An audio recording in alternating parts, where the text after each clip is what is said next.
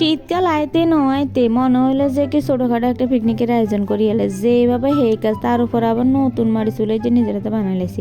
তো ওই বাড়ির গুঁয়া গাঁজা আছে ব্যাগের লই একবারে শুরু করে দিলাম পিকনিক। আইটেম খুবই সামান্য, তো কী কী আইটেম করছি অবশ্যই অনেকগুলো ভিডিওতে দেখাবো। কিন্তু প্রথমে একদম সবার ব্যাগের আগে দিই মরগিজের কাঠি করিয়ে বাজবেলে দিয়ে লাইছি আনাজ চুলাতে তো দ করি আগুন জ্বলে এই চুলা বানায় এত জীবন সার্থক হয়ে গেলো। এত ফাইন সুপার চুলায় কেন্নে বানাই গেলাম, জীবনেও কোনোদিন চুলা বানাই না।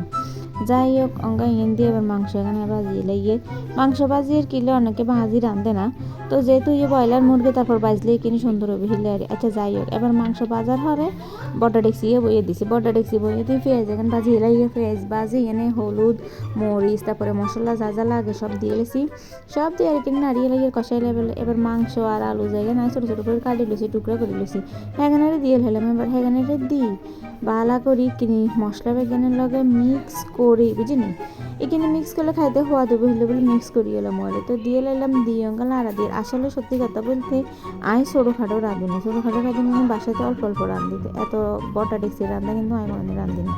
যাই হোক হিয়ারে মাংস এখানে দুধ করে ওর কি যে ভালো লাগে। তারপরে আইটেম হলে খিচুড়ির কালারটা ফাইন আছে না। আচ্ছা এবার আর স্পেশাল অতিথি করে স্থান এইগুলো হলো আর স্পেশাল অতিথি মানে আন্ডা বাড়ির আন্ডা বদা যেগুলো আছে সেগুলো বুঝিনি। তারপর আবার আমি চিন্তা করলাম যে যেহেতু পিকনিকই করি তাইলে কিনলেই এই কলার হাতাতে খাইতাম না, জীবনে প্রথমবার কয়লা এই কি যে কলা হাতা কাড়ে না ব্যাগে খাইয়ে লাইছি এবং এত চমৎকার টেস্ট।